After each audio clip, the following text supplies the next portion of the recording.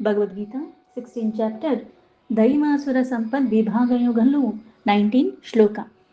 తానహం ద్విషతః క్రూరాన్ సంసారేషు నరాధమాన్ క్షిప్యామ్యజస్రమశుభాన్ అసురీష్వేవ యోనిషు. ఈ అసురీ లక్షణాలు, వాళ్ళకున్న దుర్గుణాలు, ఇష్టత్వంతో కూడుకున్నవి ఇవన్నీ చెప్పిన తర్వాత ఇప్పుడు ఈ శ్లోకంలో వచ్చే శ్లోకాల్లో చెప్పేది ఏంటి అంటే, ఇట్లాంటి అసురీ స్వభావాలకు ఉన్న వాళ్ళకి ఏ గతి కలుగుతుంది. అందుకే ఇక్కడ ముందుగా తానహం, తాన్ అహం అంటే నేనే గొప్ప, నాకు మించింది ఏదీ లేదు, చేస్తుంది నేనే, నాకు ఇది కావాలంటే అది చేస్తున్నాను, నాకు అది వచ్చేస్తుంది అన్న భావనలో ఉన్నవాళ్ళు ఉంటూ వాళ్ళు ఏం చేస్తున్నారు, ద్విషత అంటే ఏంటి, ద్వేషాన్ని పెంచుకుంటున్నారు. ఈ ద్వేషం ఎవరి మీద పెంచుకుంటున్నారు? ఇప్పుడు ఆత్మరూపంలో సర్వజీవుల్లోనూ ఉన్నది పరమాత్మే, సర్వంతర్యాన్ని సర్వవ్యాపిగా ఉన్నది పరమాత్మే. ఇక్కడ పరమాత్మ లేడు అన్న దానిలో ఉంటారు ఈ అసురీ స్వభావం ఉన్నవారు. పైగా చేసేది నేను, పైగా అన్నీ కూడా సహజంగా అన్నీ జరిగిపోతున్నాయి, ఇక్కడ పరమాత్మ అన్నది ఉండటము ఆయన చేయటం అన్నట్టుగా ఏదీ లేదు అని కూడా వాళ్ళు అంటూ ఉంటారు. అదే నమ్మకంలో విశ్వాసంలో వాళ్ళు ఉంటారు. ఇక్కడ ఎలా అయితే తనకి నచ్చిన వాళ్ళ మీద ఎలా అయితే ఇష్టమో, అలాగే తను చెప్పింది వినకపోయినా, తనకి అనుకూలంగా లేకపోయినా వాళ్ళ మీద ద్వేషం పెంచుకుంటారు. అలాగే ఈ ద్వేషం కూడా ఎంత తీవ్రంగా ఉంటుంది అంటే, పరమాత్మ అన్నది ఎవరన్నా సరే దాని మీద కూడా, అటువంటి వాటి మీద కూడా వీళ్ళకి ద్వేషం అన్నది విపరీతంగా వెళ్ళిపోతూ ఉంటుంది. ఈ ద్వేషం అన్నది ఎక్కువైపోయిన కారణంగా దుర్గుణాలు ఉన్నాయి, దురాచారాలు ఉన్నాయి, సంకల్పాల దగ్గర నుంచి అన్నీ కూడా ఇలాగే ఉన్నాయి, దుష్టత్వంతోనే ఉన్నాయి. ఈ ద్వేషం కూడా తీవ్రంగా అయిపోతే కారణంగా వాళ్ళు మళ్ళీ ఏం చేస్తారు, అంటే క్రూరమైన విధానంగా వాళ్ళు నడుచుకుంటూ ఉంటారు. క్రూరత్వంతో కూడుకుని వాళ్ళు కూడా క్రూరులైపోతూ ఉంటారు. ఇప్పుడు అదే క్రతువు కాకపోతే దాన్ని క్రూరత్వం ఎప్పుడు అంటాం, సహజంగా ఒకరిని చంపటం అనుకుందాం, అది హింస, క్రూరత్వం అని అనరు, వాళ్ళని చంపారు అంటారు అంతవరకే. కానీ క్రూరాతి క్రూరంగా చంపారని ఎప్పుడు వస్తుంది అంటే, ఇప్పుడు ఒక్కసారి పొడిస్తే ఏదైతే నిజంగా పొడిచినప్పుడు వాళ్ళు ఇంకా పాపం మరణానికి దగ్గర అయిపోతారు. అప్పుడు మళ్ళీ వాళ్ళకి హాస్పిటల్ వెళ్ళనివ్వకుండా అట్లా ఆపేసినా సరే వాళ్ళు మరణిస్తారు. ఇది మరణానికి తీసుకెళ్తుందని తెలుస్తుంది. అయినప్పటికీ కూడా క్రూరంగా అన్నది ఎలా అంటే, ఈ జీవి చచ్చిపోతాడని తెలిసినా సరే వాడిని ఇంకా ఇంకా ఇంకా ఇంకా ముక్కలు ముక్కలు ముక్కలు ముక్కలు చేసినట్టుగా మళ్ళీ మళ్ళీ పొడుస్తూ మళ్ళీ చేసి, వాడు చచ్చిపోయాడు ప్రాణం విడిచిపెట్టాడన్నా సరే ఈ కసి తీరకుండా క్రూరత్వం ఎక్కడొస్తుందంటే, ఇంకా అంటే ఆ శరీరాన్ని కూడా అంత బాధిస్తూ ఉంటారు. పైగా ఇంత క్రూరంగా చేసి అందులో వాళ్ళు ఆనందాన్ని పొందుతూ ఉంటారు. అది క్రూరత్వం. ఈ స్వభావం వస్తుంటే కొన్ని కొన్ని నువ్వు చేస్తూ ఉంటే నీకు తెలియకుండానే అవి నీకు ఎలా అయితే అలవాటైపోతూ ఉంటాయో, అలాగే కొన్ని లక్షణాల కారణంగా, కొన్ని ఆచరిస్తున్న కారణంగా, కొన్ని వాటి సంపర్కంలోనే ఉంటున్న కారణంగా ఆ జాలంలో పడిపోయావని ఇంతకుముందు శ్లోకంలో చెప్పినట్టుగా ఈ ద్వేషాన్ని కూడా ఎక్కువగా పెంచుకోవటము, ఇలా అన్నీ ఉన్నప్పుడు అంత క్రూరాతి క్రూరంగా తయారైపోతూ ఉంటాము. మనల్ని నిజంగా మనమే ఊహించుకోలేనంత క్రూరత్వం, ఎందుకంటే ఇవన్నీ మనకు అంతలాగా పట్టి ఉంటాయి కాబట్టి వాటిలోంచి బయటపడటానికి కూడా మనం అసలు ఎటువంటివి కూడా చెయ్యని కారణంగా ఇంత క్రూరంగా అసురీ స్వభావాలు ఉన్నవాళ్ళు తయారైపోతారు. సంసారేషు, ఇంత క్రూరంగా తయారైపోయిన కారణంగా ఈ సంసారం అంటే ఈ భౌతిక జగత్తు. ఏంటి భౌతిక జగత్తు అంటే, ఏదైతే మనకి జననం ఉంటే మరణం ఉంది, మరణం ఉందంటే మళ్ళీ జననం ఉన్నది. అంటే ఈ జన్మ ఒకటి తీసుకున్నామంటే ఇది చివరిది కాదు, మళ్ళీ జన్మ ఉంది. అసలు ఈ జన్మకే కారణం ఏంటి, దానికి ముందు నేను ఏదైతే జన్మ తీసుకుని కర్మలు చేశానో, అంటే జనన మరణాల చక్రాల్లోనే పడుతూ ఉంటావు. అయితే ఈ జనన మరణాల చక్రాల్లో పడుతూ ఉండు మళ్ళీ జన్మ తీసుకుంటున్నావు కదా, అది ఎలా ఉంటుంది, నరాధమాన్ అంటే నర అంటే మానవ జన్మ, అందులో మళ్ళీ అధమా తక్కువ, అధమ అంటే తక్కువ, మధ్యమ అంటే మధ్యలో ఉంటాం, ఉత్తమ అంటే చాలా శ్రేష్టమైనది. అంటే మళ్ళీ మానవ జన్మ లభించినా అది మళ్ళీ ఎటువంటిది లభిస్తుంటే అధమ, అంటే నిజంగా మనుష్య జన్మ లభించడమే పెద్ద ఇది. అలాంటిది అందులో కూడా అంటే ఇప్పుడు మానవ జన్మ ఏదైతే ధర్మార్థ కామ మోక్షాలు ఆచరించే విధానంగా ఆచరిస్తూ చెయ్యవలసినవన్నీ చేసుకుంటూ సమర్పణ భావంతో త్రికరణ శుద్ధిగా ఎల్లవేళలా ఉంటూ ఉంటే ఉద్ధరింపబడతావు అంటారు. చెయ్యవలసినవి చేస్తూ చెయ్యకూడని వాటికి చాలా దూరంగా ఉంటూ ఇష్టంగా సర్వుల్లో పరమాత్మనే చూడగలిగేలాగా ఆ భావనతో ఉన్నా సరే. కానీ ఇక్కడ ఈ అధమ అంటే ఏంటి అంటే, ఇప్పుడు నాకు నిజంగానే అసురీ లక్షణాలున్నాయి. ఇది తీవ్రంగా ఉన్న కారణంగా క్రూరత్వానికి వెళ్ళిపోయాను. మళ్ళీ జన్మ తీసుకున్నా, మళ్ళీ అంతకన్నా ఎక్కువ క్రూరంగా, అంతకన్నా ఇంకా హింసించే ధోరణిలోనే కర్మనాచరిస్తూ ఉంటాను. మళ్ళీ అంతకన్నా తక్కువ స్థితి అంటే ఈ జన్మలన్నీ కూడా ముందు చేసిన కర్మల కారణంగా ఈ జన్మ, ఇప్పుడు గూడా అటువంటియే భ్రష్టాచారాలు చేస్తూ ఉంటే మళ్ళీ అధోగతి.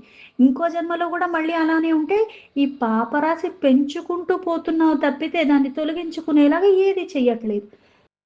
ఇంక మనిషి జన్మ గూడా లభించదు. మనిషి జన్మ కాకుండా మళ్ళీ ఎలా అయితే మనుషుల్లో కూడా ఉత్తమ, మధ్యమ, అధమ ఉందో, అలాగే జీవరాశుల్లోకి ఈ మళ్ళీ వివిధ కీటకాల్లాగా అందులో కూడా మళ్ళీ మధ్యమ, ఉత్తమ, అధమ ఇలాగ ఇంకా, ఇంకా, ఇంకా అన్నది నేను దిగజారిపోయిన జన్మలే తీసుకుంటూ ఉంటారు. అదే అధమ అంటే. క్షిప్యాం యజ్జర్స. అశుభం అంటే ఏంటి? క్షిపాం. ఏంటి అంటే క్షీణించుకుపోతుంది. ఏం క్షీణించుకుపోతున్నాయి? ఇక్కడ పుణ్యాలైతే లేవు. పాపాలే ఎక్కువగా ఉన్నాయి.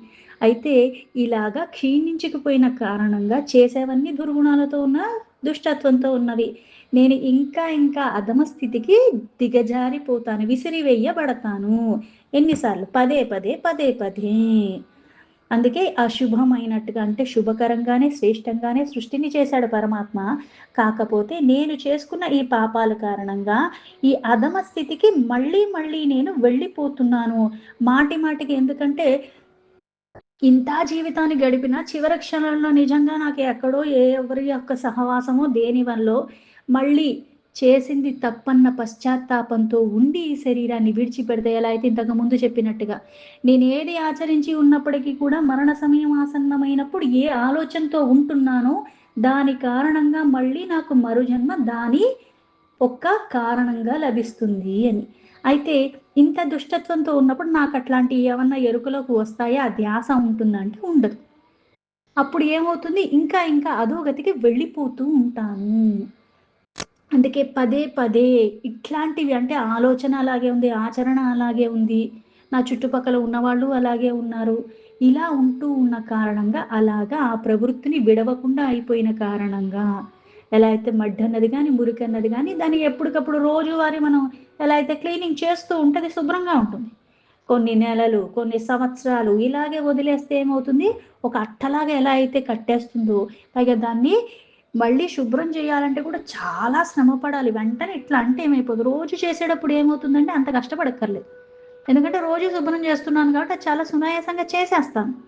అలాగే ఈ అసురీ లక్షణాల కారణంగా ఈ వాసనలు, ఆచరణలు కొన్ని జన్మల నుంచి చేస్తూ చేస్తూ ఉన్న కారణంగా అశుచిగానే ఎలా అయితే బాహ్యానికి అంతరంగికంగా శుచి లేదు. ఇదే ప్రవృత్తిగా ఉంటూ ఉన్న కారణంగా అలానే వాళ్ళు దిగజారిపోతూ ఉంటారు. అంటే శుభాలు చేకూరే విధానంగా ఎక్కడ మళ్ళీ ఉండదు. అసురీష్వేవ. అసురీష్వేవ అంటే ఈ అసురీ స్వభావాలు కలిగి ఉన్నవారు.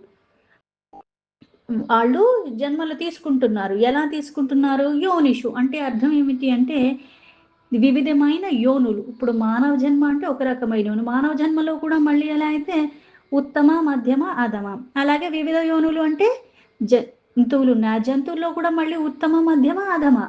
ఒకే జీవరాశి రూపంలో పుట్టిన అందులో మళ్ళీ ఉత్తమ, మధ్యమ, అధమ కర్మలను బట్టి, మనం ఆచరించేవాన్ని బట్టి వివిధమైనవి అంటే జంతువులతో పోలిస్తే పక్షాదులు, దాంతో పోలిస్తే క్రిమి కీటకాలు, దాంతో పోలిస్తే ఏ పురుగు, నట్ర ఇట్లాంటివన్నీ చెదపురుగు ఇట్లా అనుకోవచ్చు. ఇంకా ఇంకా యోనిషు అంటే ఇక్కడ మళ్ళీ ఏదైతే ఇట్లా ఈ రూపాల్లో తీసుకోవటం. పైగా ముఖ్యంగా ఏంటంటే మానవ జన్మ ఎత్తిన తర్వాత అసురి స్వభావం ఉన్నప్పుడు ముందుగా ఏదైతే మళ్ళీ మళ్ళీ జన్మ తీసుకుంటానే ఉంటామంట. ఇంకో అవకాశంలో అసలు నిజంగా గర్భము. ఆ గర్భంలోకి వెళ్ళటం. ఆ గర్భస్థులో కూడా మళ్ళీ యాతనగానే ఉంటుంది. అది పుణ్యాలు క్షీణించకపోయిన కారణంగా జనన మరణాలలో చక్రాల్లో పడటము. ఈ సంసార చక్రం మళ్ళీ పుణ్యం క్షీణించగానే మళ్ళీ ప్రారబ్ధవశమున మళ్ళీ జన్మలు తీసుకుంటూనే ఉంటాము. శ్లోకానికి యథా తదా మీనింగ్ తీసుకుంటే తానహం ద్విషత క్రూరాన్ సంసారేషు నరాధమాన్ క్షిపామ్యజస్రమశుభాన్ అసురీష్వేవ యోనిషు. అసురి స్వభావం ఇతరుల్ని ద్వేషిస్తూ ఇలా పాపాత్ములుగా ఉన్నవారు క్రూరులైన నరాధములుగా మాటిమాటికి ఈ సంసారమన్న చక్రంలో మళ్ళీ అసురీ యోనుల్లోనే పడిపోతూ ఉంటారు, అసురీ జన్మలే తీసుకుంటూ ఉంటారు. అంటే ఎక్కడ పాడేసింది అక్కడే ఎతుక్కోవాలి. నేను ఇంకో ఎక్కడో వెళ్ళి ఎతుక్కుంటానంటే నీకు దొరుకుద్దా? దొరకదు. ఎందుకంటే పాడేసింది ఒక చోట, నేను ఇంకో దగ్గరికి వెళ్ళి వెతుక్కుంటానంటే ఎలా కుదురుతుంది? కుదరదు. అలాగే ఇక్కడ విశేషంగా చెప్పేది ఏంటి అంటే అసూయ సంపద కలిగి ఉన్నవాళ్ళు. ఇక్కడ మళ్ళీ పరమాత్మ ఒకరికి ఒకటిచ్చి ఇంకొకరికి ఇంకొకటి ఇస్తున్నారు, మళ్ళీ ఇక్కడ పక్షపాతం చూపిస్తున్నాడని మనం అనుకోక్కర్లేదు. ఎలా అయితే ఎగ్జామ్ కండక్ట్ చేస్తారు, క్వశ్చన్స్ ఇస్తారు, అందరికీ సేమ్ క్వశ్చన్ పేపర్. అయితే నువ్వు ఎంత రాసావో, ఎన్ని రాసావో వాటికే నీకు మార్క్స్ వేస్తారు. నువ్వు రాయని దానికి నీకు వెయ్యరు. రాసిన దాంట్లో కూడా అప్పుడు వాళ్ళు 5 మార్క్స్కి అడిగి నువ్వు 2 మార్క్స్కి రాసినట్టుగా 2 లైన్లు రాసి వదిలేస్తే అంతే వేస్తారు. నీకు ఎక్కువ కావాలన్నప్పుడు నువ్వు కష్టపడాలి. అలాగే దానికి తగ్గట్టుగా క్వశ్చన్ ఏమి ఇచ్చాడో దానికి నువ్వు రాయాలి. రాశాను కదా అని నా ఇష్టం వచ్చిన ఆన్సర్ తీసుకెళ్ళి ఇష్టం వచ్చిన క్వశ్చన్కి రాస్తా అన్నా సరే అక్కడ మార్క్స్ ఏమి పడవు. అలాగే ఇక్కడ పరమాత్మ కూడా ఏది చేస్తున్నావో అదే ఇస్తున్నాడు.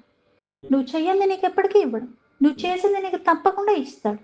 అందులో మళ్ళీ ఏమి లోటుపాట్లు ఉండవు. అంటే ఇక్కడ మళ్ళీ భేద బుద్ధి, ద్విషత అంటే భేద బుద్ధి అంటే సర్వుల్లో ఉన్నది ఆత్మస్వరూపమైన పరమాత్మ అన్నది నీకు తెలియకపోయినా పర్వాలేదు, కాకపోతే ద్వేషరహితంగా ఉంటానన్నా నేర్చుకోవాలి. ఇక్కడ ఇతరుల మీద ద్వేషం పెంచుకుని అసురి స్వభావం ఎలా అయిపోతుంది అంటే పరమాత్మని కూడా ద్వేషించే స్థితికి వెళ్ళిపోతారు. అంటే అందరూ అదములే, నేనే గొప్ప, ఆ భేద బుద్ధితోనే చూడటము. పైగా నాకు అవసరం ఉందంటే ఒకలాగా ఉంటారు, అవసరం లేదంటే వాళ్ళు నిజంగా అసలు హీనాతి హీనంగా చూస్తూ ఉంటారు, చాలా కించపరుస్తూ ఉంటారు, అకారణంగా కోపగించుకోవటం, ద్వేషం పెంచుకోవటము, ఇలా వాళ్ళు వ్యవహరిస్తూ ఉంటారు ప్రతి ఒక్కళ్ళ పట్ల కూడా.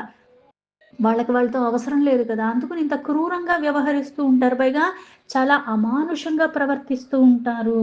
కొంతమందిని చూస్తూ ఉంటాం, ఇప్పుడు పిల్లలు చేసినప్పుడు తుంటరితనం అంటాం. ఎందుకు? వాడు ఇలా వెళ్ళిపోతూ ఆ చెట్టు కొమ్మను పట్టుకుని గట్టిగా పిక్కుంటూ వెళ్ళిపోతాడు. ఆ చెట్టుకున్న ఆకులు రాలిపోతూ ఉంటాయి, కొమ్మలు ఇరిగిపోతూ ఉంటాయి. అయ్యో పిల్లవాడు అంటాం.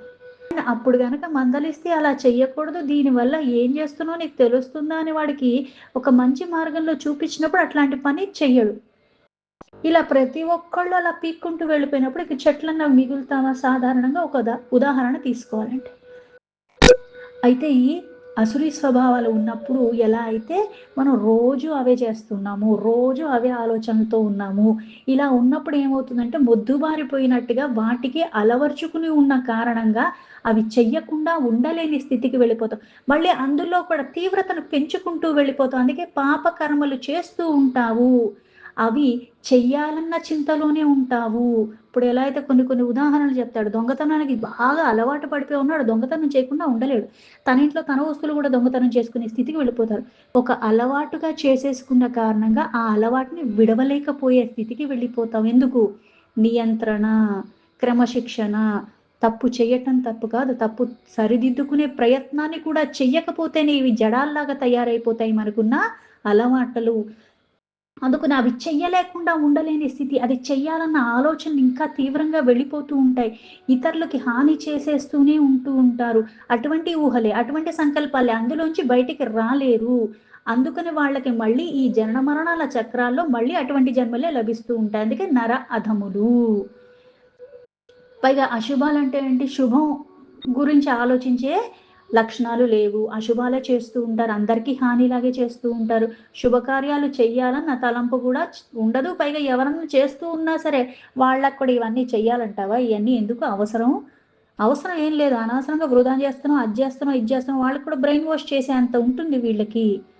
పైగా మంచి మాట ఒక్కడు కాదు కదా, 100 మంది చెప్పినా మనకి చెవికి ఎక్కదు. ఇట్లాంటివి చెప్పినప్పుడు బాగా ఎక్కుతాయి. పలానా వాళ్ళు చెప్పారండి, వినేసాను, చేసేసాను అనుకుంటూ మనం కూడా అనుకుంటూ ఉంటాం. ఎందుకు? నీకు కూడా అరాకొర అటువంటి లక్షణాలు ఉన్నాయి కాబట్టి ఆ మాట నీకు ఇంపుగా అనిపించింది, ఆచరణలో పెట్టాలన్న తలంపు కూడా ఎక్కువగా అయిపోయింది, అందుకే ఆచరిస్తూ ఉన్నాం. ఇక్కడ ప్రతిదాని పట్ల అలాగే వ్యవహరిస్తూ ఉంటారు. అందుకే ఈ సంసారం అన్న సముద్రంలోనే పడిపోతూ ఉంటావు, అందులోంచి బయటపడటానికి వీలు లేకుండా. అందుకే మళ్ళీ అసురి యోనుల్లోనే పుడతారు. కర్మ ఫలాల్ని మళ్ళీ అనుభవించాలి. ఇదే మనకి ఎలా చెప్తారంటే, పాప పుణ్య కర్మలన్నవి మనం ఏమైతే చేస్తున్నామో ఈ జన్మ అయిపోయిన తర్వాత మళ్ళీ జనన మరణాల చక్రాల్లోనే పడుతూ ఉంటాం. ఎప్పుడు ఆ పుణ్యం అన్నది తొలగిపోయిన తర్వాత మళ్ళీ ప్రారబ్ధ వశమున మళ్ళీ ఈ జన్మలు తీసుకుంటూనే ఉంటాం. ఎలా అయితే భూమి మీద ఇది పురాణాల్లో చెప్పబడింది. భూమి మీద మళ్ళీ ధాన్యంలాగా కొంతకాలము, భక్ష్యభోజ్య లేహ్యాల్లాగా ఈ అన్న రూపంలో మారిపోయి మళ్ళీ ఇలా రేతస్సులాగా మళ్ళీ వెళ్ళి ఇట్లా మళ్ళీ కొన్ని రోజుల తర్వాత పైగా ఇక్కడ గర్భస్థు పిండంలోకి వెళ్ళినప్పుడు అది ఇంకో జన్మకి కారణం గర్భంలో ఉండి పిండ రూపంలో అనుకుంటాం. కాకపోతే ఆ 9 నెలలు ఎటువంటి నరకాన్ని అనుభవిస్తారు అంటే ఇక్కడ మళ్ళీ అంటే క్రమేణా ఒక్కొక్క అవయవం ఏర్పడుతూ ఉంటుంది. మొదటి నెల ఒకలాగా, రెండో నెల ఒకలాగా, మూడో నెల ఇలా మార్పులతో ఈ పిండం అన్నది వృద్ధి చెందుతూ ఉంటుంది. అయితే ఇక్కడ ఆ లోపల కూడా ఎంతలా అయితే ఇంకా అనుక్షణం నిప్పుల మీద ఉన్నట్టుగా ఉంటుంది. అక్కడ ఉన్నంత సేపు కూడా మళ్ళీ ఎటువంటి ఆలోచనలు వస్తాయి? ఇలా ఎన్నో యోనుల్లో జన్మ తీసుకుంటూ కొన్ని బంధువర్గాలు, కొన్ని పశువర్గాలు ఇలా మళ్ళీ ఈతలతో కూడుకున్న ఈ భార్య, పిల్లలు ఇట్లాంటి సంబంధాలు ఏర్పడుతూ ఉన్నాయి మళ్ళీ. అంటే స్వప్నంలో సహితం పరమాత్మని నువ్వు స్మరించని కారణంగా కొన్ని సత్లక్షణాలు గాని, సత్పురుషుల్ని సాంగత్యం గాని ఇటువంటివేవి చెయ్యని కారణంగా దాని ఫలితంగానే ఈ గర్భం. ఈ గర్భంలో మళ్ళీ ఎలా అయితే మళ్ళీ జన్మ తీసుకుంటున్నావు. ఆ గర్భంలో అంత యాతన పడి ఉన్నావు. మళ్ళీ పుట్టాక మళ్ళీ ఎలా అయితే బాల్య వ్యవస్థ, యవ్వనం ఇవన్నీ వస్తూనే ఉంటాయి. మళ్ళీ అదే దేహాభిమానంతో నేనే అనుకుంటూ మళ్ళీ అడ్డదిడ్డంగానే కర్మలు చేస్తూనే ఉంటారు. మళ్ళీ అంతకన్నా అధోగతి పాలు అన్న జన్మన్నది లభిస్తూ ఉంటుంది. ఇక్కడ విశేషంగా ఎందుకు చెప్పారు అంటే, అసురి ప్రవృత్తి కలిగిన మనుష్యులు దుర్గతి దారుణంగా వ్యవహరిస్తూ ఉంటారు. అందుకే ఈ అసురీ లక్షణాలన్నవి అంటే ఇతరుల మీద ఒక్కసారి ద్వేషం వస్తే, ఈ ద్వేషం అన్నది నేను కాదు కదా, ఆళ్ళు చచ్చిపోయినా ఆళ్ళ పిల్లల మీద అన్నట్టుగానే పెంచుకుంటూ వెళ్ళిపోతూ ఉంటారు. క్రూరమైన కర్మలు చేస్తూ ఉంటారు. అధమ స్థితికి వెళ్ళిపోయిన కారణంగా అంటే నిజంగా ఇప్పుడు మనకి కొన్ని శిక్షలు కూడా ఎలా ఉంటాయి అంటే, ఇది చేస్తే ఇంతే శిక్ష ఉంటుంది. మరణశిక్ష, ఉరిశిక్ష అన్నది అంత స్థాయిలో నువ్వు చేసినప్పుడు నీకెయ్యొచ్చు. అంతేగాని ఏమీ చెయ్యని దానికి ఏదో ఒక మాట ఒకళ్ళని అన్నావని నీకు వెంటనే మరణశిక్ష ఏసేస్తారా? వెయ్యరు కదా! కానీ ఇక్కడ క్రూరాతి క్రూరం అంటే ఇక్కడ అకారణంగా ఒకడిని శత్రువుగా అనుకోవటము, దానికి తగ్గట్టుగా మళ్ళీ హింసించేయటము. ఇట్లా వాళ్ళు అధమ స్థితిలో ఉన్న కారణంగా పదే ఈ నీచ యోనుల్లో జన్మలు తీసుకుంటారు. ఇప్పుడు నీచ యోనులు అంటే ఇప్పుడు మానవ జన్మే కదా, దానికి తర్వాత ఇంకా ఏవైతే ఉన్నాయో మళ్ళీ కొన్ని జీవరాశుల్ని కూడా అసురి స్వభావాలే అంటారు. ఎలా అయితే సింహము, పెద్ద పులి, సర్పము, తేలు, అలాగే కుక్క, కాకి ఇట్లాంటివన్నీ కూడా పశుపక్షాది క్రిములు, కీటకాలు ఇవన్నీ కూడా అసురి యోనులే అని అంటారు. అంటే లెక్కకి లేనన్ని సార్లు జన్మలు తీసుకుంటావు. ఈ జనన మరణాల చక్రాల నుంచి బయట పడకుండానే ఎప్పుడూ అందులోనే భ్రమిస్తూనే ఉంటావు. మళ్ళీ ఇంకా నీచ యోనుల్లోకి పడిపోతూనే ఉంటాము.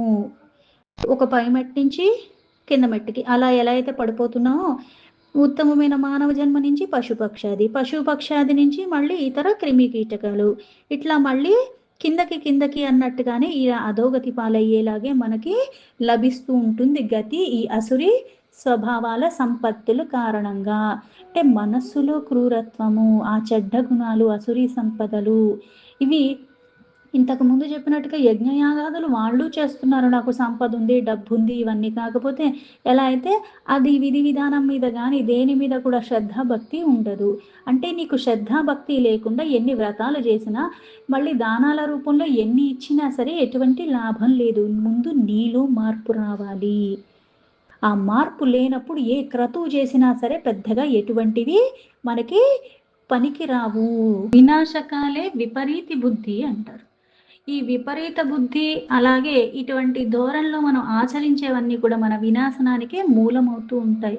దుష్కర్మలు చెయ్యాలన్న ఆలోచనే మనకి ప్రమాదం అన్నప్పుడు అవి నువ్వు నిజంగా ఆచరణలో పెట్టినప్పుడు ఇంకా అధోగతి పాలవుతుంది.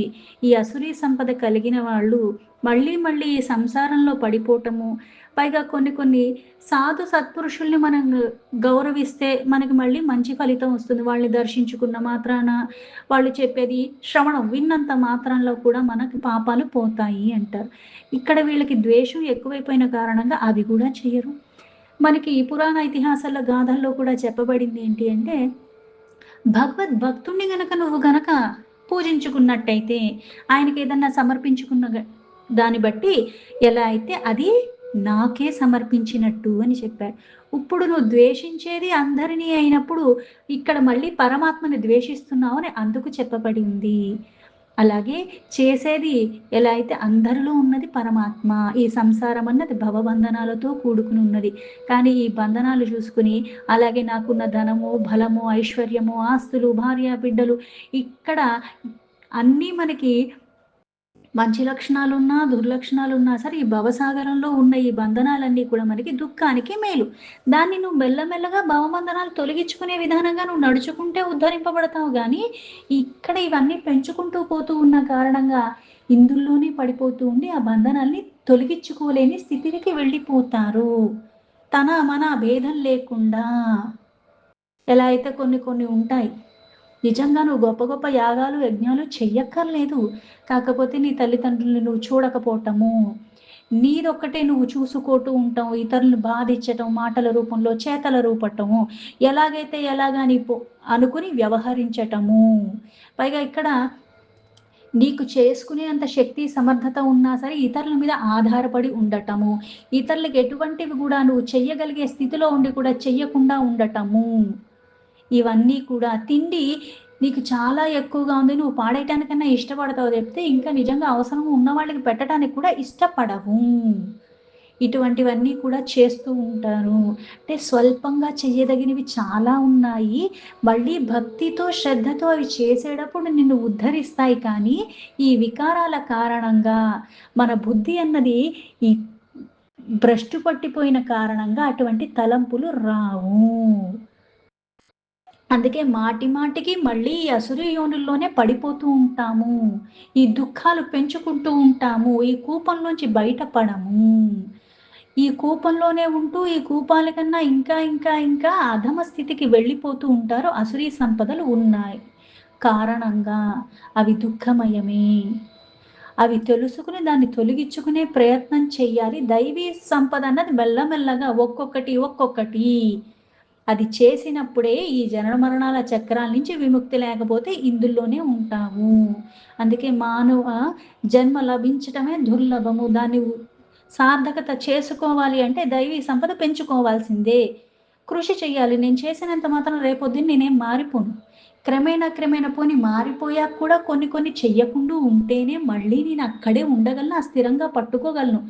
లేకపోతే మళ్ళీ పడిపోతాను. అందుకని అనుక్షణం చాలా జాగ్రత్తగా ఉండాలి. దీంతో భగవద్గీత 16 చాప్టర్ దైవాసుర సంపద్ విభాగ యోగంలో 19 శ్లోక సంపూర్ణం.